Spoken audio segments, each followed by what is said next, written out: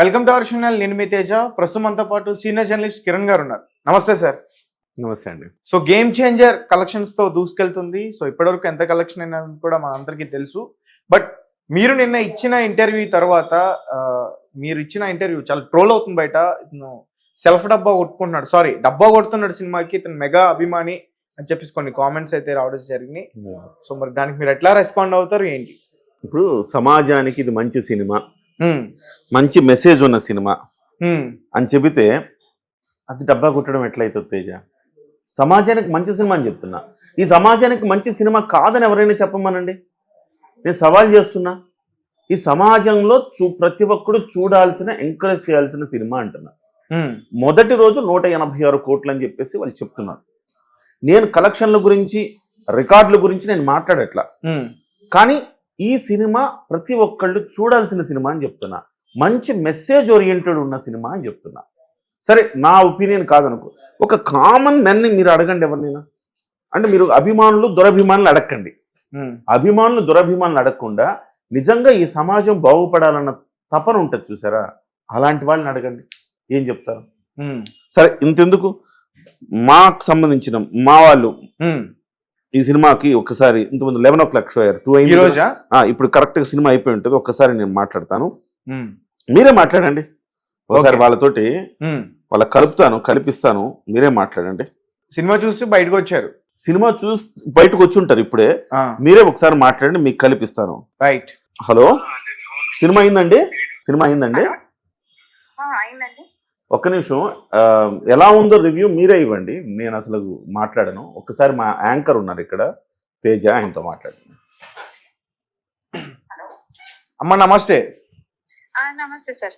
So ఈ రోజు మీరు గేమ్ చేంజర్ సినిమాకి వెళ్ళారు కదా, సినిమా ఎలా అనిపించింది? అంటే నిన్న రిలీజ్ అయిన తర్వాత దాని మీద కొంచెం నెగిటివిటీ ఎక్కువగా బయట స్ప్రెడ్ అవుతుంది. మీకు ఎలా అనిపించింది అమ్మా? ఏమి నచ్చింది సినిమాలో? సార్, ఇది కాన్సెప్ట్ నచ్చింది సార్. ఒక ఐఏఎస్ ఆఫీసర్ ని ఎలా చూపించాలి అనేది బాగా నచ్చింది. అంటే జనరల్ గా ఇప్పుడు ఈ జనరేషన్ కి ఇలా ఉంటే బాగుంటుంది అని అనిపించేలా ఉంది. ఇప్పుడు ఈ సిచ్యువేషన్ కి, ఇప్పుడు ఉండే ఈ జనరేషన్ కి చాలా బాగుంది సార్. నెగిటివ్ ఎందుకు వచ్చిందో తెలియదు కానీ మొత్తం మీద అయితే నాకైతే చాలా బాగా నచ్చింది. ఈ జనరేషన్ కి చూపించాల్సిన నెగిటివ్ కంటే కూడా పాజిటివ్ చూపించాల్సిన అంటే నా ఫీలింగ్ అది. ఓకే, అంటే మీరు స్టోరీ గురించి మాట్లాడుతున్నారా? అంతే అండి, స్టోరీ గురించే. స్టోరీ కాన్సెప్ట్, ఐఏఎస్ ఆఫీసర్ గా తను చేసింది అదంతా బాగుంది. ఓకే, అంటే రియల్ గానే మన రియల్ ఇన్సిడెంట్స్ నే తీసుకుని చేశారంటూ కూడా చెప్తున్నారు. అవును సార్, మాకు కూడా అలాగే అనిపించింది. కొన్ని రియల్ ఇన్సిడెంట్ తీసుకొని చేసినట్టే అనిపిస్తుంది. కానీ బాగుంది. ఎందుకు చూపించాలి ఓవరాల్ గా ఎక్సలెంట్. సార్ చెప్పండి, ఎందుకు చూపించాలి ఈ సినిమా? ఎందుకు ప్రతి ఒక్కళ్ళు చూడాలి, చూపించాలి అంటున్నారు కదా, ఎందుకు చూపించాలి సినిమా? రైట్ అమ్మా. సరే, అసలు మీకు ఏం నచ్చింది? ఇప్పుడు రామ్ చరణ్ గారు ఇందులో నటించారు కదా, story okay, story good. Ram Charan గారు యాక్టింగ్ నచ్చిందా మీకు? నచ్చింది సార్, చాలా బాగా చేశారు రామ్ చరణ్ గారు. అంటే ఒక ఐఏఎస్ ఆఫీసర్ గా ఎలా ఉండాలి, ఎలా నిజాయితీగా ఉండాలి అనేది 2 రోల్స్ లో బాగా చూపించారు. ఓకే, మీకు ఎక్కడ కూడా సినిమాలో బోర్ కొట్టలేదు కదా? లేదు సార్, అసలు బోర్ కొట్టలేదు. అంటే ఓవరాల్ గా స్టోరీ అలా వెళ్ళిపోతూ ఉంటుంది, ఎక్కడ బోరింగ్ అనిపించలేదు. హైలైట్ సీన్స్ అంటే ఏం చెప్తారు?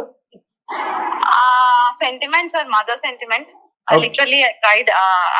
మదర్ సెంటిమెంట్ బానే ఉంది. ఇంకా ఫాదర్, అదే ఫ్లాష్ బ్యాక్ బాగుంది. అప్పన్న క్యారెక్టరా? పన్న క్యారెక్టర్ బాగుంది. అంటే రామ్ చరణ్ 2 రోల్స్ బానే ఉన్నాయి, దేనికి దానికి న్యాయం చేశాడు. ఓకే, సండే అసలు ఎందుకు నచ్చింది మీకు ఈ సినిమా? అంటే సార్, ఇప్పుడు జనరల్ గా ఈ జనరేషన్ కి పెద్దగా అంత ఎక్కువ నెగటివ్ కి స్కోప్ ఎక్కువగా ఉంటుందని నా ఉద్దేశము. సో ఇలాంటి మూవీస్ చూపిస్తే జనాలు యాక్సెప్ట్ చెయ్యాలి కూడా. అంటే ఒక ఐఏఎస్ ఆఫీసరే కాదు, జనరల్ ఒక నార్మల్ పర్సన్ కూడా నిజాయితీగా ఉండాలి అనే దాంట్లో ఆయన అక్కడ కాన్సెప్ట్ అది. సో అదే మెయిన్ థింగ్ ఏంటంటే నిజాయితీగా ఉండాలి, ఏ పర్సన్ అయినా నిజాయితీగా ఉండాలంటే కరెక్ట్. అది నాకు బాగా నచ్చింది. రైట్, అంటే సినిమా మొత్తం కూడా నిజాయితీగా ఉండాలి ప్రతి మనిషి అనేది అంటే ప్రధాన ఉద్దేశం. అంటే అదే సార్, పొలిటికల్ పార్టీస్ కూడా నిజాయితీగా ఉండాలి, ఏ, ఎలక్షన్స్ కానీ ఏదైనా నేను కానీ నేను జోక్యం అంటే చేసుకుంటున్నా. డబ్బుతో ఏది కొనకూడదు. Yes, yes. అంటే నేను అది జోక్యం కొన్నది కరెక్ట్, అది కొన్నది నిజాయితీ కాదు కదా. ఓకే, నేను జోక్యం చేసుకుంటున్నా. ఒక మాట చెప్తాను. ఒక్క నిమిషం చెప్పండి సార్. ఒక మాట చెప్తాను. ప్రతి తల్లిదండ్రి తన పిల్లలకు చూపించాల్సిన సినిమా ఇదే అని చెప్తాను. మీరేమంటారు దీనికి? అంటే ఈ సినిమాని తల్లిదండ్రులతో కలిసి పిల్లలు చూడొచ్చా? Yes sir, perfect movie. ఈ సంక్రాంతికి ఇదే పర్ఫెక్ట్ మూవీయా? ఇప్పుడు వచ్చే మూవీస్ పిల్లలతో చూసేటట్టు ఏ మూవీస్ తీయట్లేదు ఎవరు. ఇప్పుడు ఈ మూవీ ఖచ్చితంగా పేరెంట్స్ పిల్లలకి చూపించాల్సింది, వెళ్ళాల్సిన మూవీ. నేను ప్రతి పేరెంట్స్ కి, ప్రతి సిటిజన్ కి నేను సజెస్ట్ చేస్తాను ఈ మూవీ చూడొచ్చు. ఓకే, సో ఎంత ఇస్తారమ్మా మీరు? రేటింగ్ ఇస్తారా మూవీకి? ఇస్తాను సార్, నేను 4.5 ఇస్తాను sir out of 5. Okay, thank you అమ్మా. Thank you. కట్ చేయండి. అంటే వాస్తవానికి ఇది జనరల్ ఆడియన్ కాదు, నేను సినిమా ప్రేక్షకుడి గురించి చెప్పట్లా. ప్రతి తల్లిదండ్రి తమ పిల్లాడు ఇలా ఒక ఐఏఎస్ ఆఫీసర్ అయితే ఎలా ఉంటుంది, ఇప్పుడు బజ్ క్రియేట్ అవుతుంది. ఎవరైనా కానీ తమ పిల్లాడు ఒక బంగారు కానీ దొంగ కావాలని కోరుకుంటాడా? ఒక ఎర్రచందనం దొంగ కావాలని కోరుకుంటాడా? చెప్పండి. ఒక గూండా కావాలని కోరుకుంటాడా? ఒక డాకు కావాలని కోరుకుంటాడా? ఒక డాన్ కావాలని కోరుకోడు కదా. ప్రతి తల్లిదండ్రి గో. రాముడిని మనం ఎందుకు ఇష్టపడతాం? రాముడు శ్రీరాముడు అంటే వాడు అంటాం. క్యారెక్టరైజేషన్, ఆ క్యారెక్టరైజేషన్. సో శ్రీరాముడు అంటే వాడు అని మనం ఏ రకంగా అయితే అంటామో, RRRలో ఆయన ఏ రకంగా అయితే ఒక శ్రీరాముడిని తలపించి అల్లూరి సీతారామరాజు గెటప్ వేసి నార్త్ వాళ్ళంతా శ్రీరాముడు అనుకున్నారు. సో అలాగా ఇవాళ రామ్ చరణ్ క్యారెక్టరైజేషన్ అంత పర్ఫెక్ట్గా ఉందన్నమాట. సో ప్రతి పిల్లాడు చూస్తే నేను కూడా పెద్ద అయితే ఐఏఎస్ అవుతా.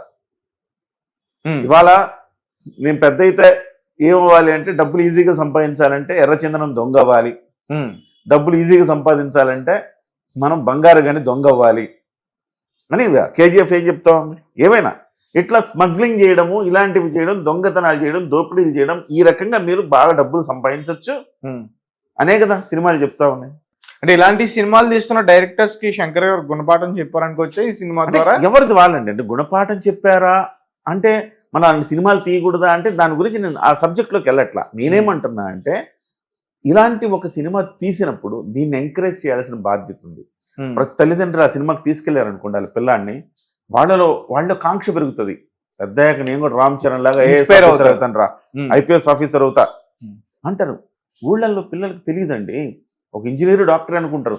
ఊళ్ళల్లో సాఫ్ట్వేర్ ఇంజనీర్ అదే ఉద్యోగం అనుకుంటారు. లేదు, మనం పోటీ పరీక్షలు రాయాలి, మనం గవర్నమెంట్ ఆఫీసర్ అవ్వాలి, ఈ రకంగా ప్రజలకు సేవ చేయాలి అనే తత్వం ఇవన్నీ కూడా ఈ సినిమా ద్వారా చెప్పబడుతూ ఉన్నాయి. సో కామన్ మెన్తో మీరు మాట్లాడితే వాళ్ళ ఒపీనియన్ ఇదే. నిజంగా మీరు పార్టీలకు అతీతంగా అంటే హీరో ఫ్యానిజంకి వ్యతిరేకంగా ఆలోచిస్తే ప్రతి తల్లిదండ్రులు ఆలోచించాల్సింది ఇలాంటి సినిమా కదా రావాలి సార్. అంటే దట్టు నేను కూడా సినిమా చూసాను కాబట్టి అడుగుతున్నా. అంటే సినిమాలో కొన్ని రైట్స్ ఉంటాయి, ఒక ఆఫీసర్ కి ఈ రైట్స్ ఉంటాయి, ఎలక్షన్ కమిషనర్ కి ఈ రైట్స్ ఉంటాయి అన్న విషయాలు కూడా బాగా ఎక్స్ప్లెయిన్ చేశారు కదా. మీకు అది నచ్చిందా? చాలా మందికి తెలియదు. IAS ఆఫీసర్కి అన్ని హక్కులు ఉంటాయి, IAS ఆఫీసర్ అన్ని అధికారాలు ఉంటాయని చాలా మంది తెలియదు. అవన్నీ అందులో చూపించాడు కదా.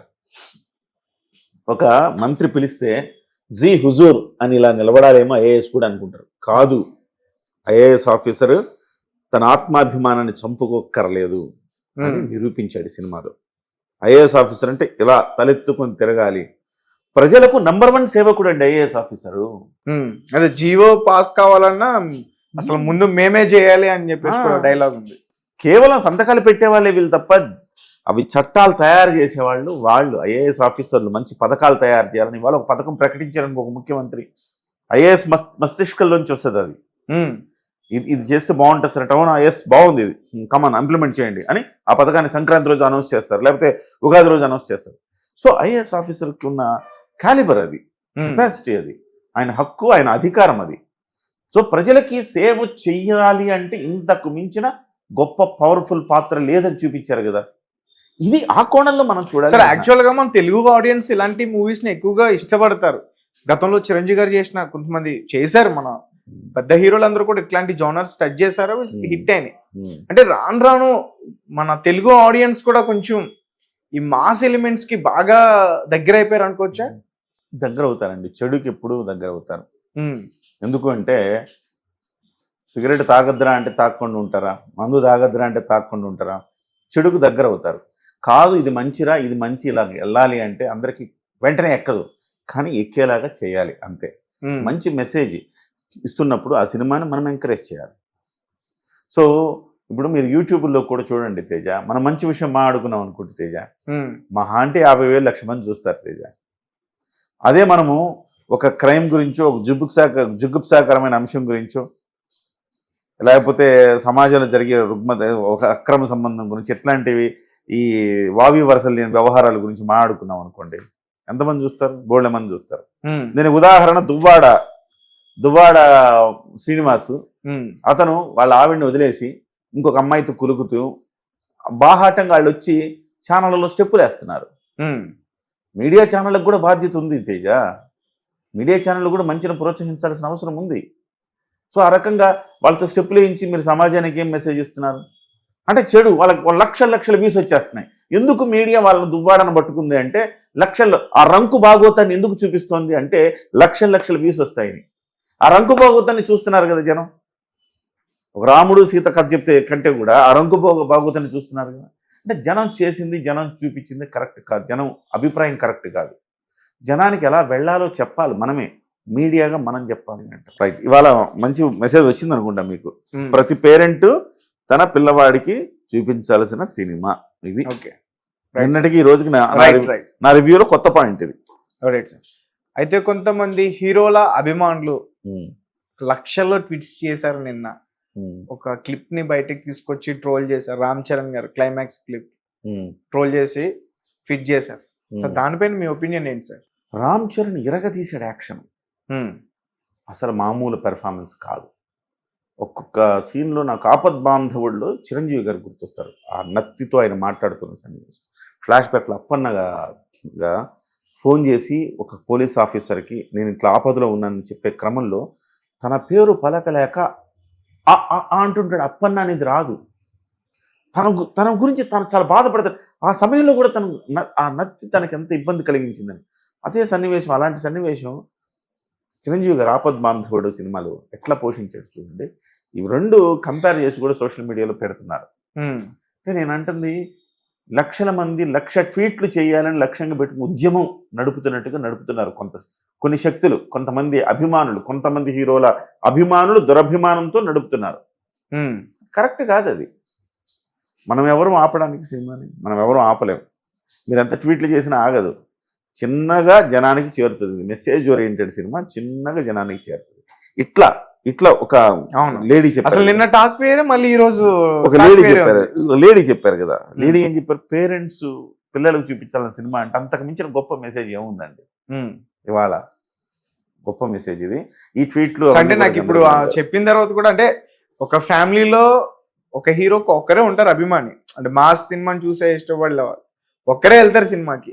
సో అంటే ఇలాంటి సినిమాలు వస్తే ఫ్యామిలీ మొత్తం కూడా కలిసి వెళ్తుంది, డబుల్ అవుతుంది అనుకుంటున్నాను నేనైతే.